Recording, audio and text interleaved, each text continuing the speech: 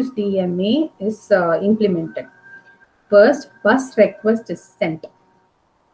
If the input-output peripheral wants to have direct access to the memory, it should first request for the CPU. CPU கிட்ட போய் I want direct access அப்படின்னு கேட்கறது.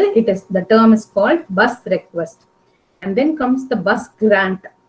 The CPU grants permission and sets the bus, IO and connection line to high impedance state. அதாவது CPU எனக்கும் அந்த பஸ்ஸுக்கும் சம்மந்தம் இல்லை அப்படின்னு high impedance stateக்கு grant பண்ணுது permission. That is called as bus grant. And then comes burst transfer.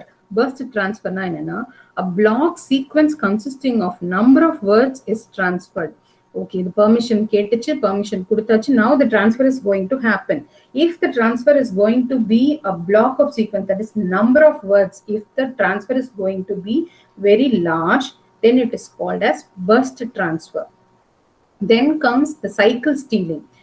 If அது வந்து நிறைய number of words இல்லாம one word at a time transfer ஆகுது அப்படின்னா it is called as cycle stealing. It's the peripheral unit, that is the printer or any other output device or input device, அது வந்து ஒரே ஒரு cycle memory cycle தான் steal பண்ணும். That is one transfer at a time.